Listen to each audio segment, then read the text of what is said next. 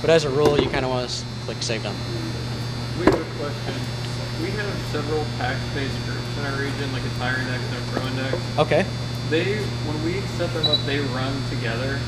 But you said that yours don't. They run in their individual classes. They run in the base class. So say you have a Pro class person that's in C-Stock. Yeah. Do they run in a Pro class in their heat? Yeah. So they have their own heat. How do you guys make it so they split into their individual groups? In the it's in the class setup. Let's see here, class definitions. Okay. Under setup. Here's where all your class definitions are and where the PAX is. Okay. So now you have, let's see here.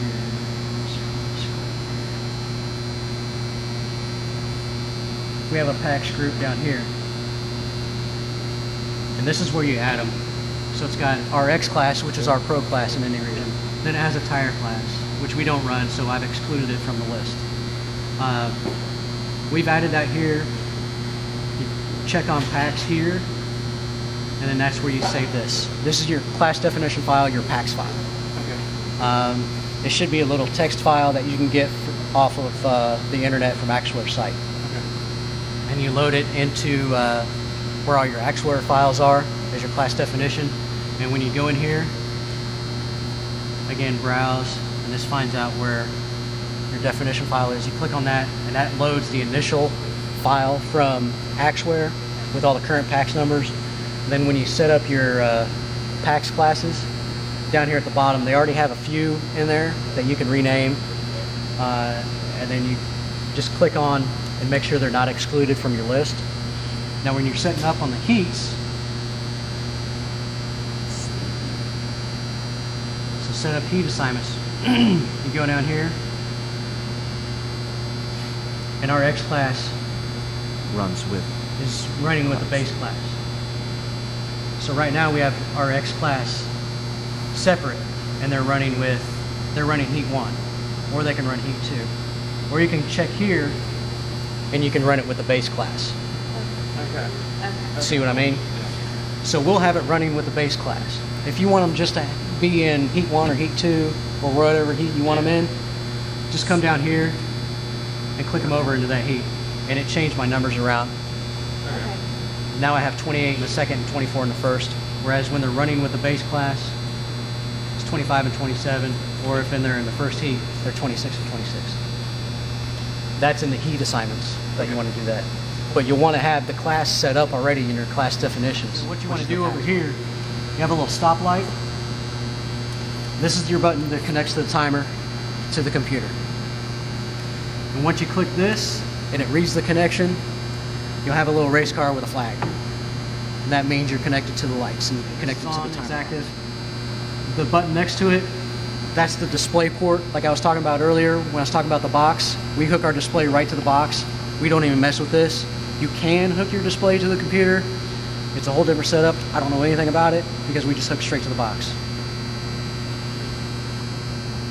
Now, once we're active here, we have cars coming up to the line. We also have an active heat over here.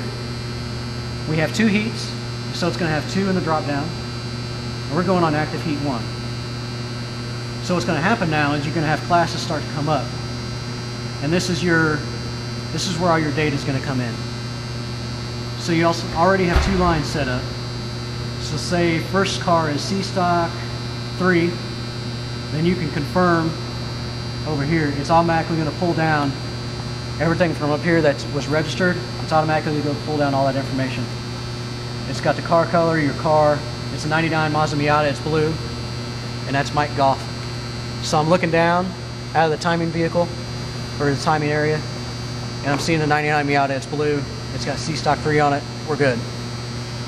Then we have cars queued up. You can queue up as many cars as you can see back. So we queue up 5, 6 cars at a time. The only thing you have to do when you're queuing up a lot of cars, just pay attention if somebody steps out of line. So when they're coming up to the line, normally when people are behind the person that's at the lights, I double check that with who's up. So once we have times going, the times will drop in right into this column right here. And if they don't happen to not drop in, every once in a while, our first car won't drop the time in. So when that happens, don't panic. You don't have to hold start or anything. You right click on that line, and there's all kinds of menus on here. So we have insert time manually, clear time from entry. Those are the two that you can use a whole lot right here. So we got insert time manually and gives you a box. Let's say it was 45.12113. So we overwrite time, and there, he's got his time. Late cone call. So you can either, if he has a cone call, you have a drop-down box. We have the DNF. You can have a rerun. DSQ, which you normally don't use unless somebody's missed a work assignment. And you said, I'm finished, I'm out of here. That's up to the solo chair. Or you can have cone penalty. Cone penalty, and it adds it in real time. If you look, it automatically sequences up here. If you keep this window a little bit open, you'll see it move around a lot during the heat. You can also see, if you scroll over, he's in first in his class. That's his best time. This is how far he is off from first if he's in second or third. There's his PAX time in real time. It has raw position 2 or PAX position 2. I don't know why, but because we have somebody's second stage here and he hasn't come through. So let's see, Brian comes through with a time. We'll say the timer worked this time. He has a 44.123. There we go. This time was clean. So now you scroll over. You can see his time in here, where he's at in the class. And throughout the heat, this is all that you do.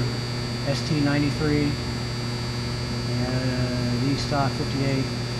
Instead of using the drop downs, I'm a keyboard guy, keyboard shortcut guy. You can just tab through, click out and you tab through, and you can back tab. And then you can just put, okay, that's C-Stock 3 again. Let's see here, now we have, STU. Do you use the window view on the side? Because this view on the side? Correct. Yeah, like you can double also clicking. Use, yep. Okay. Some people, this is why we have this window open. Some people prefer, it just depends on your style, right? Yep. Depends on what you're comfortable with. Some people go through and they have the list over here. Should do like heat, right? Yep. And there's tabs down here at the bottom where you can select class view, number view, heat view. So this is our heat right now that's going on. So we have one C-Stock car, one E-Stock. So if you just want to point and click, we have STU21 coming up. So if you do that, it automatically does it for you.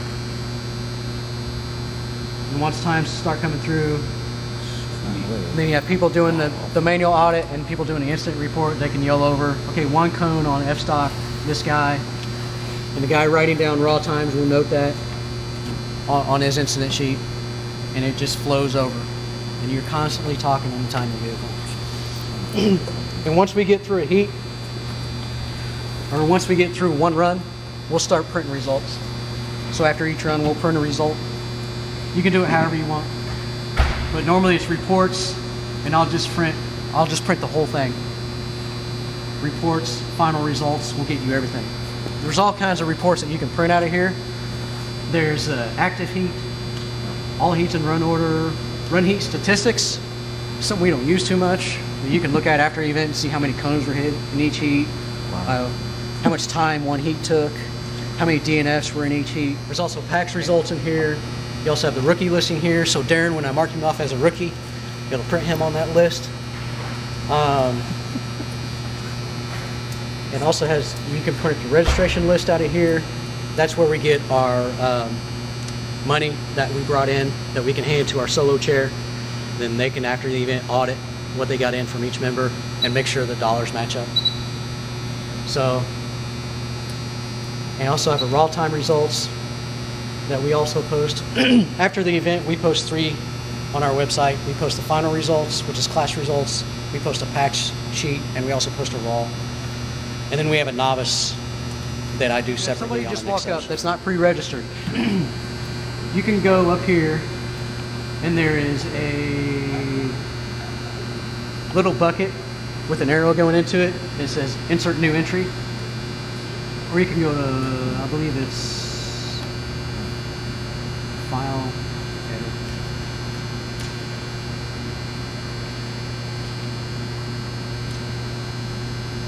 Yeah, right here. Insert new entry. So if somebody just walks up and you insert a new entry, this is what you'll get. This little guy up here looks like a little box, and it's got an arrow pointing down into it. And if you just mouse over all these little icons up here, it tells you what it is if you don't have a box up here. So let's say somebody comes up and, Jason, what class are you running? I run them all. Okay, your street mod today, what's your favorite number? If they say, I don't know, you click available number. Yep.